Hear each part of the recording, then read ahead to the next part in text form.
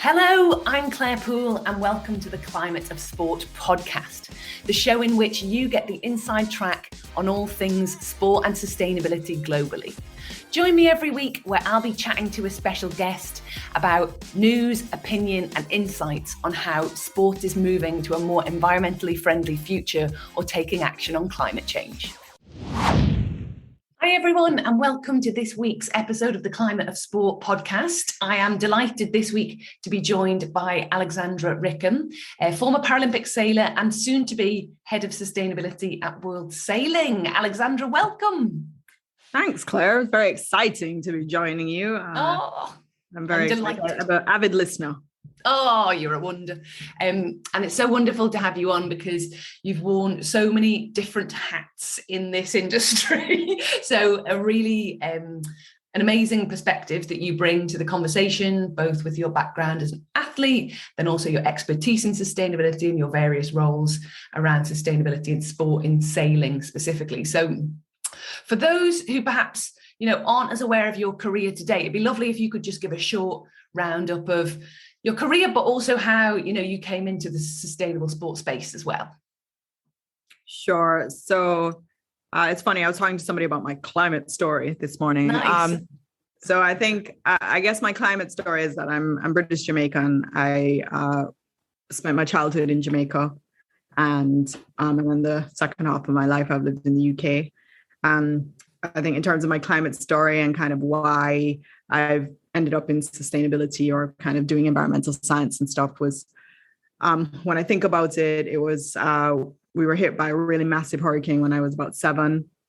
And I kind of saw the full destruction of that and the implications for a developing nation, like, a small island developing nation, which has very specific needs and wants. And, and then also when I was a little kid, just to show my age, we had the massive Exxon Valdez disaster with the oil spill and those things kind of always sat in my memory bank, but I didn't really realize that they probably influenced me in terms of my direction longer term. Yeah. And then obviously being on a lovely Caribbean island, I was outside a lot and, I had a natural relationship with nature and, we lived in the middle of the countryside. So I think that's kind of driven me into the space essentially, initially. But then also I was obsessed with sport, always have been. And had the unique opportunity of, I didn't really come from a sailing background, but had the option to have an accelerated kind of learning curve and ended up as part of the British Paralympic sailing team. Yep. And did that for 10 years, over 3 games. And the real learning from that was like being able to see the impact at each of the games, coming from a sustainability and environmental science background and recognizing that, there was an impact from our sport. As an athlete, I was traveling all over the world constantly. I mean, my footprint for the Rio cycle, for the last year of the Rio cycle, I went to Rio, I think 4 times. Wow. From September to September. And that was just the Rio trips. That wasn't even like the other competition trips. Yeah. One of which would have been Australia as well. So you can imagine my footprint was very ugly. Yeah. And Rio itself, being in the, kind of first developing nation games, sailing was particularly affected by environmental issues because the water quality was really bad. Yeah. There were like sewage systems into Guanabara Bay. Here you have one of the most beautiful, iconic places, and the water was disgusting. We had to drink Coca-Cola after we went sailing because, it cleans toilets. It will clean your body, apparently. Oh, God.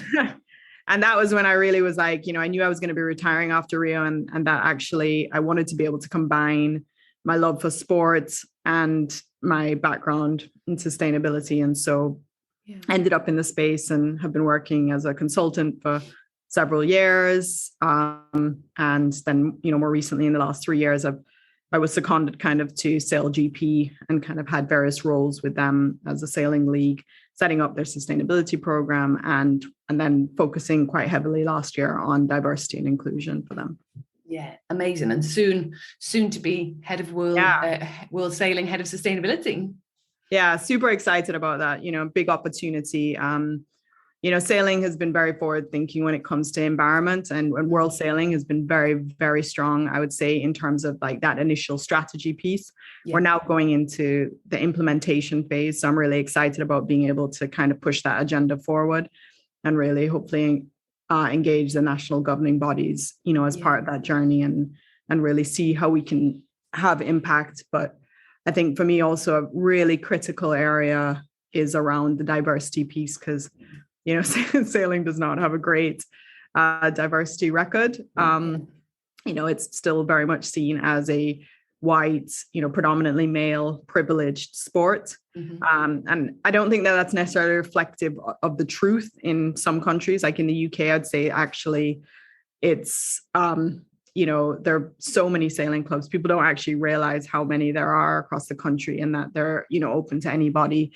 But across the world globally, that is still the situation. And, and in terms of diversity, ethnic diversity, the whole sport has an issue, and that needs to improve. And also the role of women within the sport has to develop massively. So I'm really excited about the opportunity to help push that agenda forward and really hopefully change kind of what sailing looks like. Yeah, and it's an incredible opportunity for you to be able to do that in terms of that role and be able to drive that forward. I'm super excited to see how that progresses, knowing it will extremely quickly with you at the helm. The helm, at the tiller. What do we say? The helm. Yeah, let's get some sailing lingo in there. Oh, yeah. But I love, we talk, well, not as much as we want to, but we talk quite frequently, and I've had the pleasure of sort of being on panels with you and stuff before. And it's brilliant to get your perspective on things, because coming from an athletic background, but having the sort of enviro qualifications, you've got, quite a unique role. A lot of athletes at the end of their career, are starting to focus more and more on this area, which is brilliant, and using their platform for good. But a lot of them haven't come through in the way you have, about having those, environmental qualifications as well, and sort of having that background way, as well as the athlete's perspective and the platform. You've actually obviously got the experience and the qualifications to be taken on really chunky roles to actually drive change at a federation or a club level, etc. Do you think that's that your sort of background as an athlete has helped you in terms of tackling some of these issues and drilling into sustainability in sport, or tackling climate change in sport? Or do you just think it's a bit of an adjunct? Do you think that role as athlete has really driven it?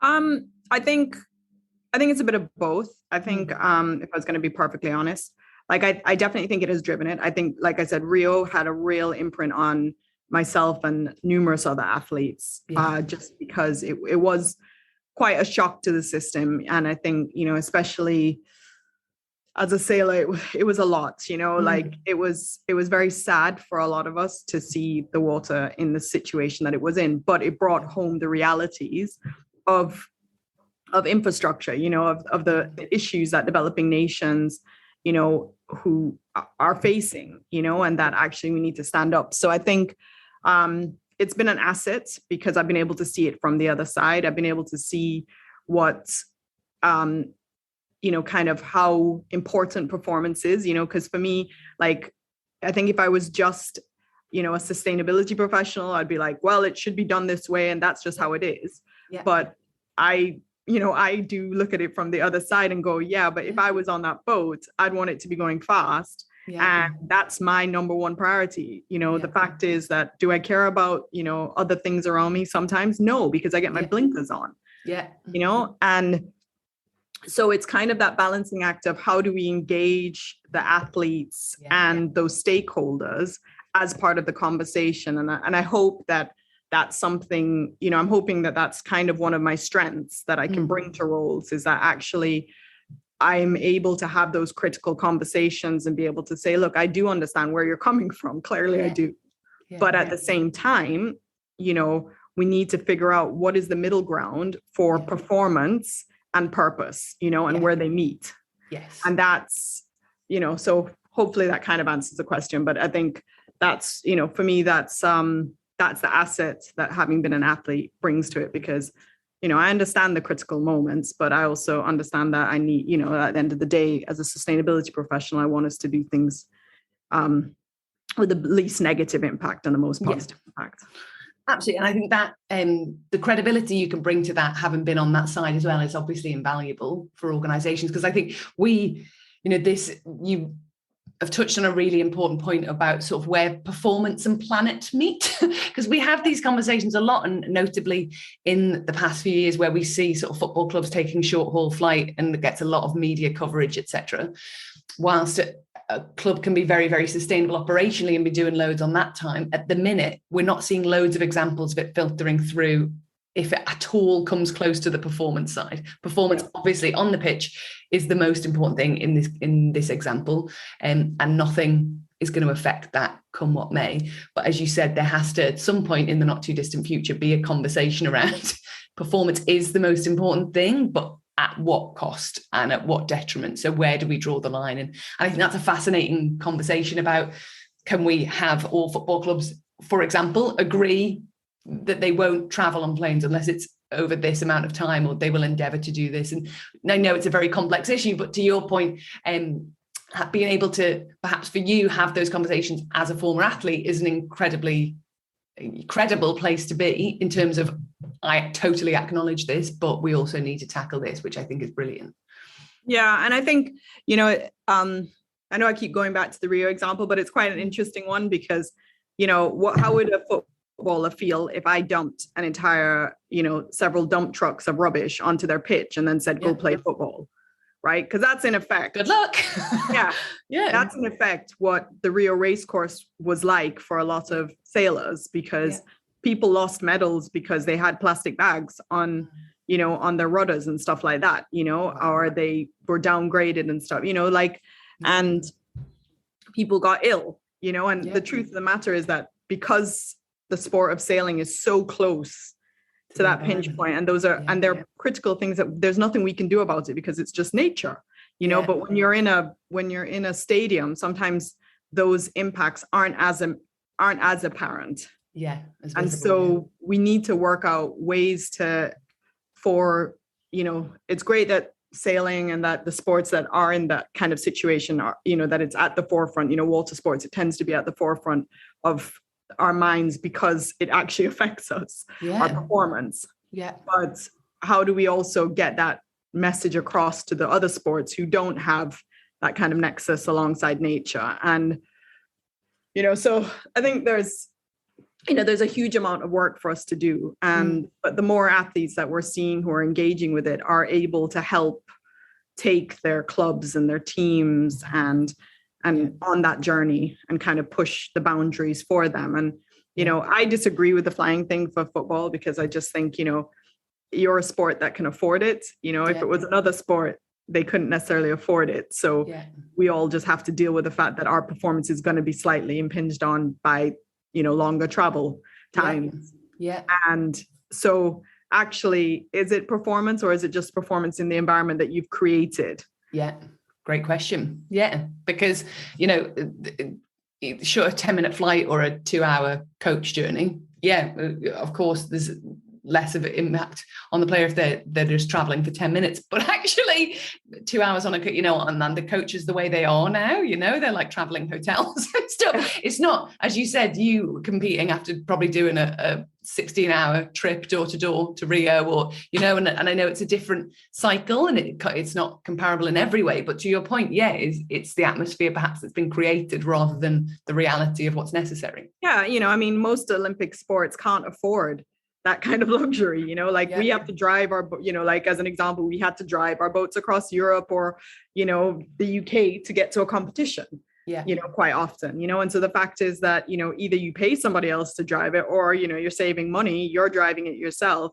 So that means that you're going on that 10-hour journey alongside your boat, and, you either have to have a recovery day after, there are different ways of dealing with the issues. So I would say that, it might be also around the environment. And like you say, if the clubs kind of have agreements around how the fixtures work and in terms of timing and all of that, and so that, they just, the right choices are made around carbon impact rather than just, we need to performance wise, we need to get from A to B. It's like, well, performance wise you do, but, if everybody's having to do the same thing, then the performance level is the same effectively. Yeah, absolutely. There's so many things like this that I think have become the norm because, as you said, the resources are available and the finances are available to make something a reality. It's to say we see, a lot of people traveling by private jets just because they have the money to be able to pay for that, and the resources available to them. It's possible. Yeah. It's actually big business. But yeah, all of these things, especially I think as we see sport progressing in this sphere, it's going to become more and more just anti the ethos of what the club is looking to do, and we've this media splashiness of things that are environmentally unfriendly are already covered, and I think as sport progresses more and more, doing more to combat climate change, it's going to become impossible for them to carry on doing certain behaviours that have become traditional, because it's been fine. It just won't fit with the ethos, will it? No, I don't think it will fit with the ethos. And I think, COVID has shown us that, let's be honest, the realities are, we're sat here, we're on a Zoom call, recording this podcast, this is how most of us have been doing most of our meetings for 2 years. Yeah. And the realities are that will continue because we've all realized that we don't necessarily have to get on that plane, or we don't necessarily have to go into the office to achieve everything. Yeah. And the same is, for instance, in the Rio cycle, fine, I was on a team that was well resourced. We were able to fly backwards and forwards. Other teams would only have gone in straight for the games, might have been their only trip to Rio. So, that's the competitive advantage or performance advantage. But, for the sailing team for Tokyo, they didn't get to go near Tokyo for a year and a half, or two, because they couldn't physically get there. Yeah. So actually, the thing is, everybody's pretty much on a level playing field and going into that venue. Yeah. So, because nobody was able to travel. So actually you've changed the restrictions on performance, and it could be that for future games, that is the restriction that, it's like, actually, for sailing, which is a sport where it's good to know your venue and stuff, it's because of the, the nature of the sport and being with nature and the winds and the tides, etc. Is, it might be that, the IOC or whatever, says, actually, you can't come and you can only do the events and you can't come and train. And that would stop people traveling, and that would decrease the footprint really of the teams, etc. So, I mean, again, the limitations of the environment that you're allowed actually, will define the impact. Yeah, and the possibility. And that's it. This change is sort of building on that. So we're talking about the way things are going to change in the future. But you've obviously, talking about Rio 2016, now 2022, you've done a lot since then. And obviously you were qualified, that was part of your qualification before then, but that was your sort of big trigger moment, as well as being towards the end of your career and transitioning in. But in that, from your perspective, I guess, as an athlete, yes, but also as a sailor, as working predominantly in sailing throughout your career as a sustainability professional, how far do you think we've come in that time in terms of the changes that are being seen? Because I think part of what we want to cover in this podcast is sort of the progress that's been made so far, and we want to applaud that, and we want to make reference to that, but then also look at what we need to do going forward and how we need to sort of supercharge that. So in terms of, from your perspective, I'm not expecting you to speak for the whole of sport globally, but from your perspective, exactly, tell us everything, Alexandra. From your perspective within sailing, how do you feel the progress has been in that time since you sort of had that moment in Rio? I would say, I won't even go specific on sailing, I'll be honest with you, clarify. Go broad, go broad, go big. So I think things have changed. Like I would love to be an athlete in some ways right now. The option of utilizing your platform more, the fact that things are more accepted. I think, as a member of the British sailing team, I think maybe before some of these things I would have been worried about speaking out about to some degree. Whereas we've seen in this cycle, Hannah Mills has, been able to step forward and take a lead and stuff. And, we've seen several members of that team, start putting their hands up and kind of saying, we don't think it's acceptable to run campaigns in this way and to do things, we want to change the narrative. And, and across the sailing events, we're seeing that also massively. There's obviously been a big focus as the water sport on single-use plastic. Yeah. So the likes of the Volvo Ocean Race, even the Olympic classes regattas, we're seeing more, beach cleans, more activity, removal of single-use items from events, all sorts of stuff around that. And then, the federations and World Sailing working really hard around the decarbonization of the on-water fleets and such. So I think, we're seeing, it's a very different landscape from when I was sailing, which was like, millions of coach boats, not, like it wasn't really being tackled. And now it's completely on the agenda. And I think, it's just super exciting.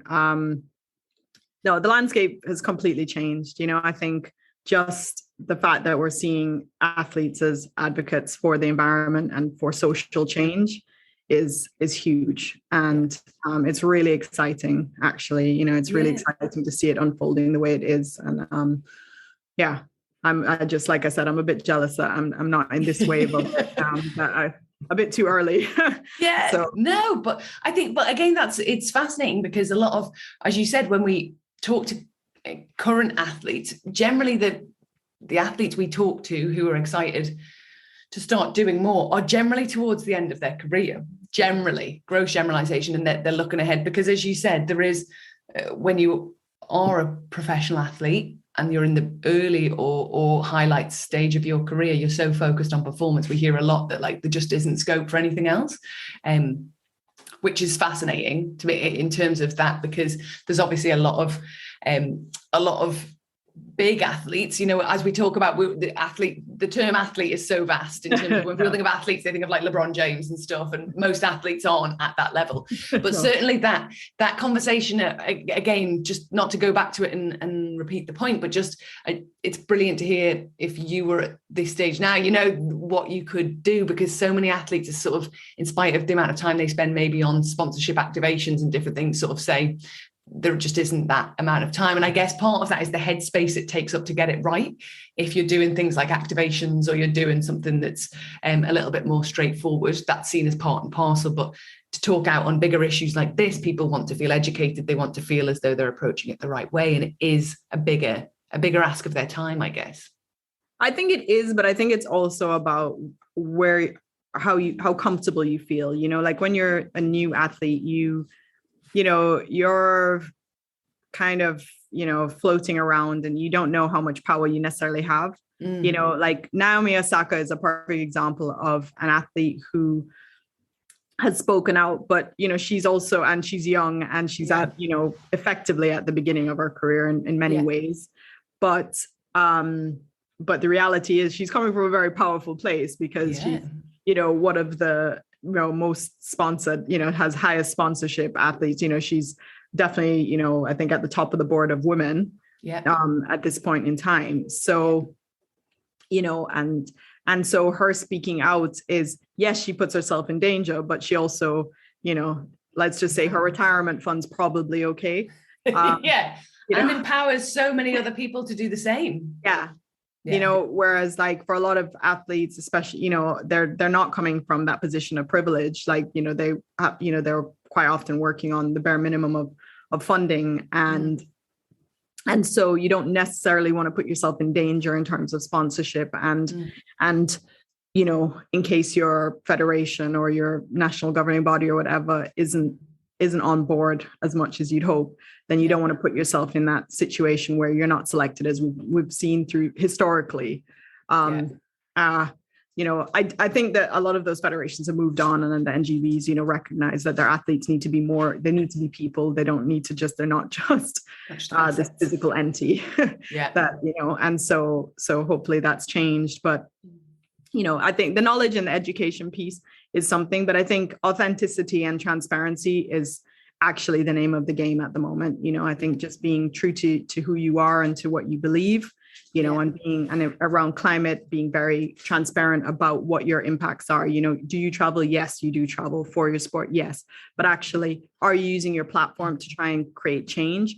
And are you balancing out that negative impact with positive moves? Then that is all you can do. And you can just keep trying to influence more and more people. And actually, a lot of the time when one athlete does that, I would say that if we were to actually break down the numbers, if we could, we'd see that actually their positive impact is far greater than that negative carbon impact that their, some flights are causing. So on average, you have to look at it from a few different ways. Definitely. And that we've spoken about that, and I need to do a little bit more on that, maybe through this podcast or at the summit, but this sort of carbon footprint versus climate shadow piece in terms of we acknowledge we've got a carbon footprint, but actually if you have got a platform to try and drive positive change, then actually you're creating overall a more positive impact. And I think maybe that's something we should focus in a little bit more, because it's a really important one for everyone. Athletes, yes, because they're more visible, but actually more broadly as well. I think that at an individual level, a lot of people who work in this industry are, very, very, as we all should be, focused on what their own carbon footprint is, because you want to be credible and authentic within whatever role you have in this industry around what you're doing. But actually, yes, it's important to do that to a degree, but perhaps not at the detriment of influencing others, driving change, creating a bigger impact.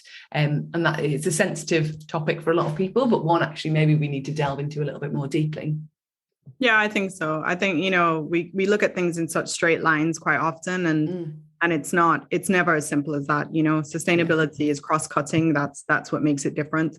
And I think the sports that we're starting to see where they're embedding it in who they are in their DNA, then, they'll be able to compensate, for that negative impact. We're not perfect beings. We all have to recognize this, and it's not, I try to be plant-based most of the time, but I'm not vegan. I like meat, culturally, it's really important to me from the food of, Jamaican food. A lot of it is very meat-based. And, and for me, that's, it still, it keeps me in touch with a part of who I am. I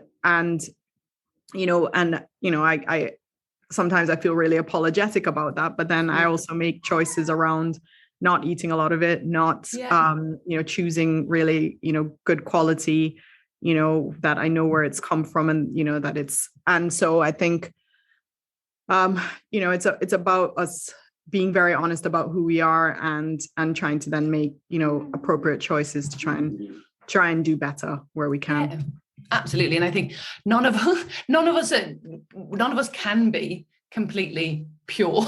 None of us can be, we by literally existing on the earth today, you have a carbon footprint because the world around us has been built with fossil fuels. The way that we, yes, we can take public transport more, and that's brilliant. But that's probably powered most of the time by fossil fuels anyway. We can get a cycle somewhere, but there'll be a carbon footprint attached to that bike, even if it's a lot smaller than something else. So I think that the same with food, and the same with, energy and construction and everything around us. And I think there is that, polarizing narrative. I find, it is very unhelpful, because I always recall breakfast television and kind of interviews around the environment, and things like in the UK, like Insulate Britain and other groups that are interviewed around the protests that they're doing. And they're just, the whole thing's overshadowed because a guy's got a leather watch strap, or and it's just like this.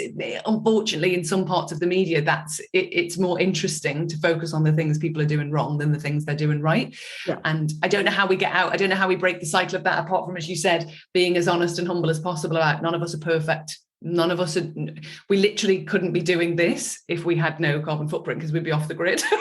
We wouldn't be having these conversations. We wouldn't have output in this industry because we'd be off the grid somewhere, living off the land. So that, I think, it's a topic that comes up time and again in terms of this. And I think, one of the things I was going to ask you about is kind of what sucks in terms of being, from an athlete's talking out about the environment. And I think it is this hypocrisy debate around, being able to talk out. To me, I think that's one of the biggest things that sucks, that people, if you do talk about outside of our industry about things that you can change, the majority of people want to find the things you're not doing as opposed to the things you are. But more broadly, I guess, and we were going to talk about in terms of not just where we've got to, but where we're going to. We've talked a lot ourselves previously about in terms of the future and where we're going to and things that need to change, of one of those things about the hypocrisy, or about the greenwashing or sports washing, or things that are overshadowing the movement right now in terms of that. And have you got thoughts on that in terms of the progress we need to make in those areas?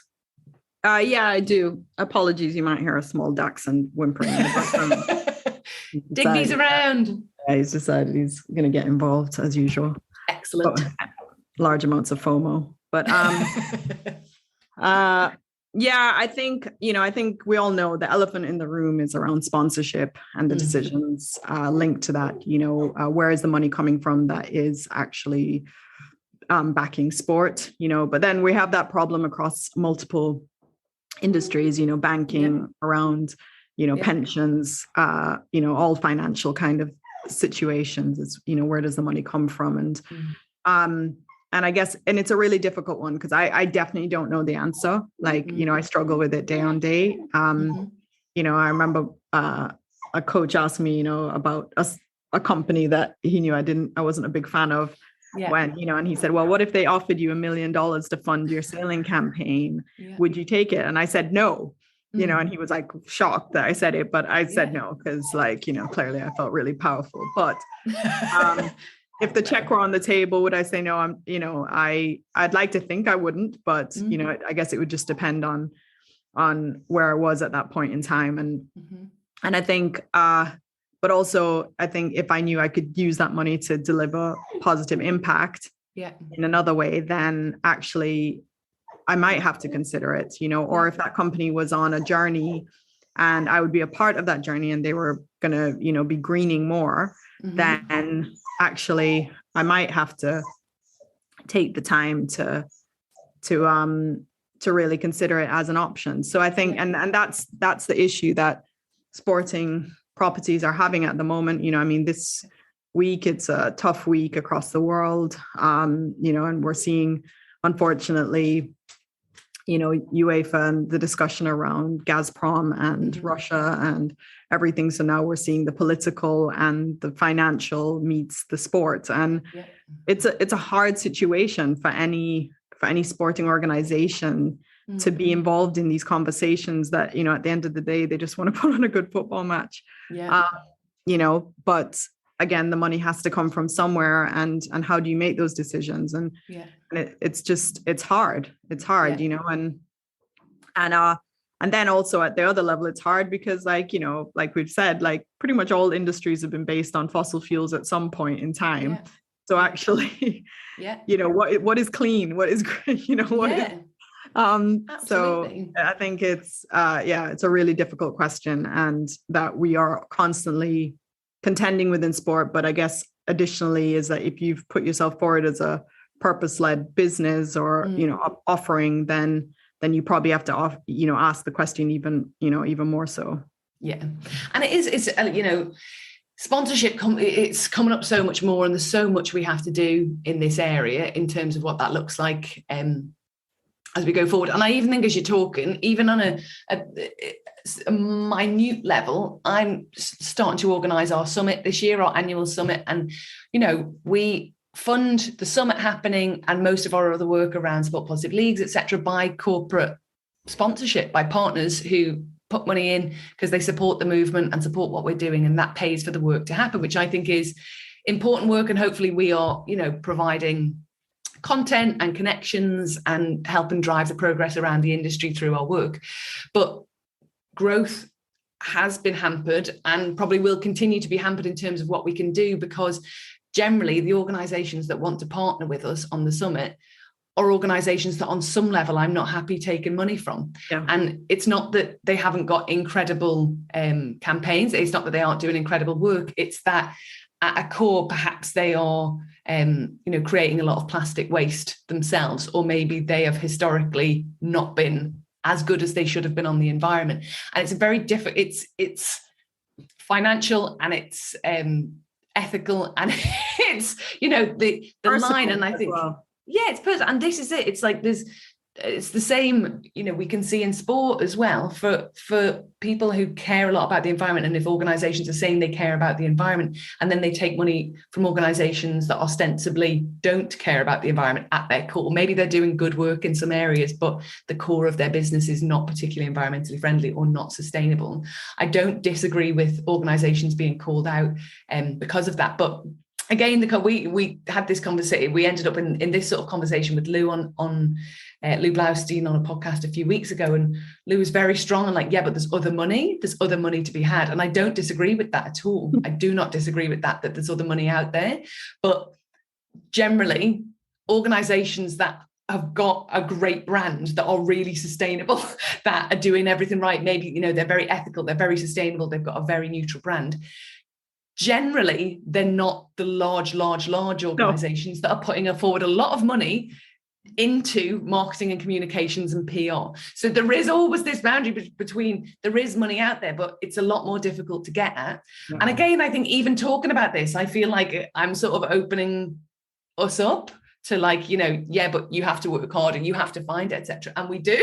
But I know even on our very small level, as a very, very small organization that's within sport, not organizing sport or putting it on, our progress will be hampered because historically we haven't taken that money. We only work with organizations that fit our ethos, and will continue to do so. But I know that if I sort of slightly moved things around a bit in my head and made my peace with it, that we could bring in more partners, and then we could create more opportunities for the industry. We could bring more people together. We could provide more content. We could make more connections, and actually we could drive progress quicker. But it's a very gray area. And I see, as you said, there's the thin end of the wedge in the activist side where it's just a straight no. And I don't disagree with that. But then, as you said, from your perspective as an athlete, funding yourself, when we see sports federations and organizations that are competing in a very competitive sports business environment, you might not agree with it, but you can sort of understand it. Yeah. I mean, I think, and it's a very fine line around, greenwashing, sport washing, and, from different lenses, it can look, you can get different, it can look different ways. And I think that's the reality of it all, is it's very hard to categorically point a finger at it, and say, yeah, that is sport washing, because, if somebody gives you 10 million pounds and you then go out and, completely change the way in which your sport operates.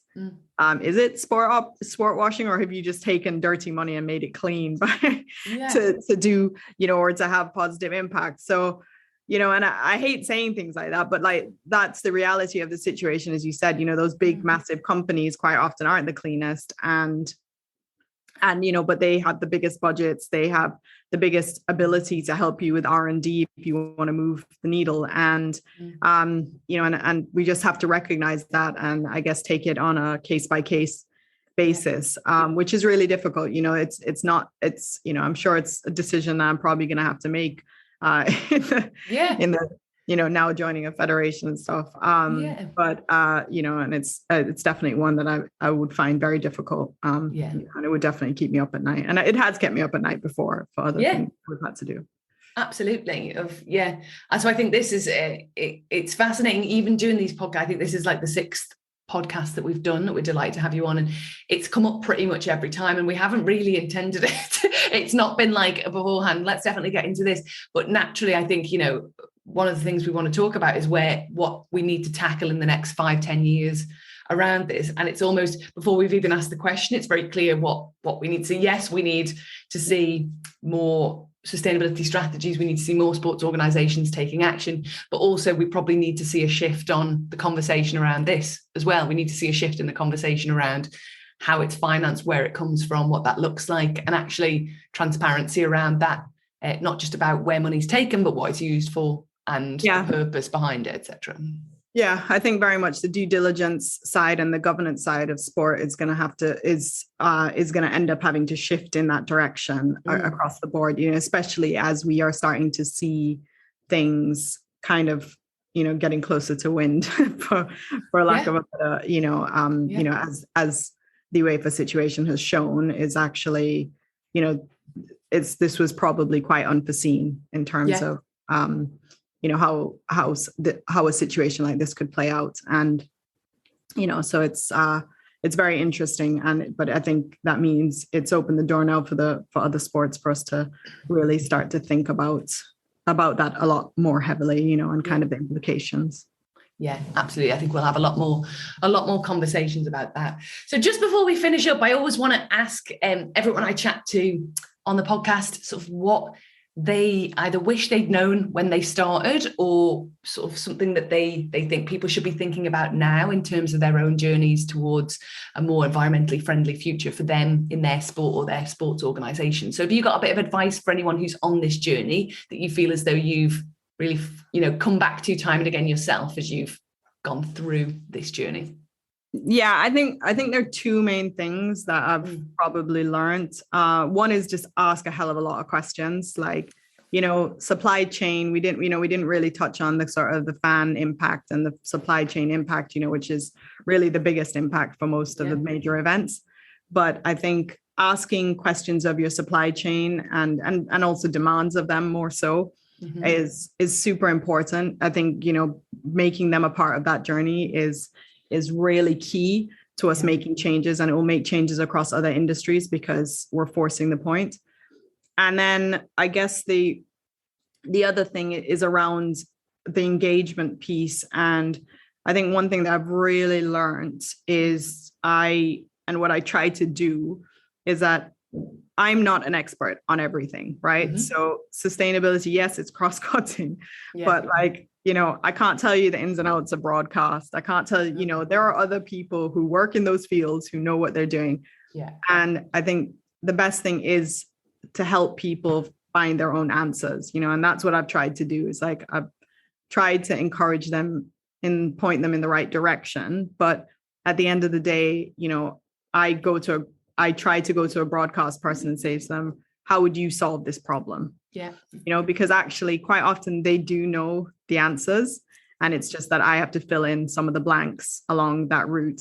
And I think we need to trust more in the people that we work with, and empower them to help with those decisions, with those sustainability decisions, because otherwise I feel that they feel very alienated and not part of that journey.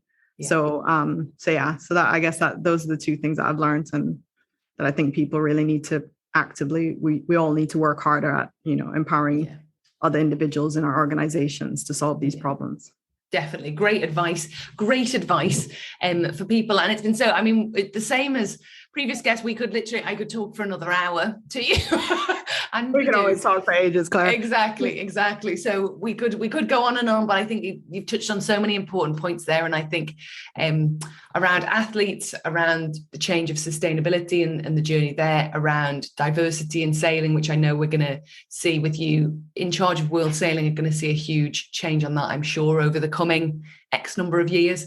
But also, these slightly stickier topics around sponsorship, etc., and the change that's needed going forward. So it's been such a pleasure, as always, to get your insights. And I do hope you'll come back and talk to us again after you're in World Sailing. I'm sure you'll have lots of big announcements and news that you're going to be sharing going forward. Let's give it a bit of time. Let's give it some time. No pressure. No pressure. Well, thank you so much. And that was Alexandra Rickham talking to me on the Climate of Sport podcast.